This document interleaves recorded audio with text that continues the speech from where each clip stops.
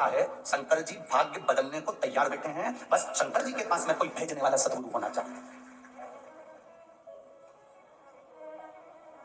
आज लोग हमसे कहते हैं, गुरुजी तुमने कई लोगों की, बहुत लोगों की दुकानदारी बंद कर दी।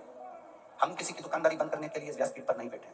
हमारा तो केवल एक काम है, ये शरीर मेरे महादेव ने अगर दिया है तो आपसे बस इतना कह सकते हैं कि महादेव की शरणागति लोगे तो दूसरे के हाथ जोड़ना नहीं पड़ेगा, दूसरे के हाथ नहीं जोड़ना पड़ेगा। एक बार अगर शंकर की चौखट पर जाना चालू कर दिया, केवल यह मत सोचकर जाना कि मेरा काम होगा तब मैं शंकर जी के मंदिर जाऊंगी, काम नहीं होगा तो मंदिर जाना छोड़ दूंगी। ना, उसका पीछा मत छोड़ना, उसके मंदिर में जाना मत छोड़ना, उसको एक लोटा जल चढ़ाना मत छोड़ना, उसके दरवाजे पर झाड़ू पोछा लगाना मत छोड़ना, वो तुम्हें नहीं छोड़ेगा, जीवन पर्यंत नहीं छोड़ेगा।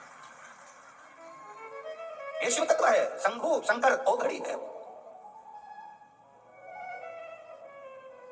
आप में से कितनी माताएं बैठी हैं, तुम्हारे यहाँ कोई काम करने वाला माँ आती हो और वो रो रो कर पोछा लगा रही हो तो तुम्हारे दिल नहीं पसीजता होगा? अरे बोलो तो जम के जरा।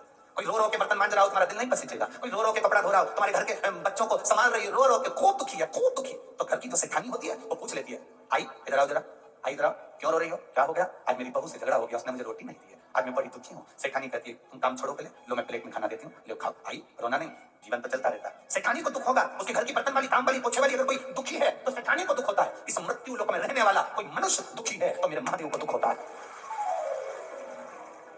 मेरा महादेव दुखी होता है। और महादेव को दुख किस बात का कि तू मेरे घर में आता है, मेरा भजन करने वाला और दुखी हो जाए। संसार में रहने वाले, पृथ्वी पर रहने वाले अगर दुखी होंगे तो शंकर को दुख होगा, तो किसी को कोई फर्क नहीं पड़ेगा, पर शिव जी को दुख होगा कि मेरी पृथ्वी पर रह रहा है। ब्रह्मा ब्रह्म लोक में रहते हैं, भगवान विष्णु वैकुंठ लोक में रहते हैं, इंद्र इंद्र लोक में रहते हैं, देवता देव लोक में रहते हैं, पितर पितर लोक में रहते हैं, और शंकर भगवान मृत्यु लोक में रहते हैं, पृथ्वी पर। सबसे ज्यादा दुख उनको होता है कि तुम इधर उधर क्यों भटक रहे हो। अगर तुम्हें दुख आया है ना तो तुम एक बार मेरे पास आओ तो सही, तुम मेरे पास आकर बोलो तो देखो। कई लोग कहते हैं कि भगवान को क्या बोलना पड़ता है, शिव जी को क्या बोलना पड़ता है, क्यों नहीं बोलना पड़ता?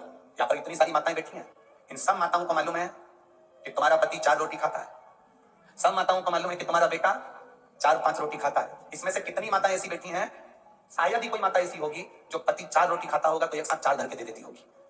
बेटा 4 रोटी 6 रोटी खाता हो तो एक साथ 6 रोटी रख के दे देती होगी। कोई मां नहीं देती, कोई पत्नी नहीं देती। पत्नी 2 रोटी रखेगी या 1 रोटी रखेगी, फिर पति आवाज लगाएगा, सुनो सब्जी अच्छी बनी है, 1 रोटी और लाओ, दाल अच्छी बनी है, माँ 1 रोटी और लाओ।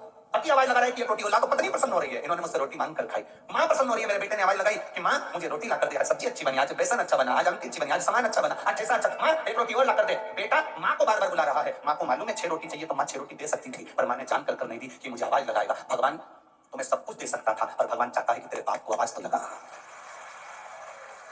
सब कुछ देने की सामर्थ्यता परमात्मा में है, सब कुछ प्रदान करने की सामर्थ्यता भोलेनाथ में है, सब कुछ लुटाने की सामर्थ्यता मेरे शंकर में है, सब कुछ दे सकता है। पर भोलेनाथ कहते हैं मैं बाप हूं। और बेटा जब बड़ा हो जाता है, नौकरी करने लगता है, और नौकरी के बाद भी पापा से कहता है पापा मुझे लैपटॉप लेना है, पापा खुश होते हैं कि ये खुद भी ला सकता था पर मुझे लेकर जा रहा है, मुझसे कह रहा है, प्रसन्न होता है।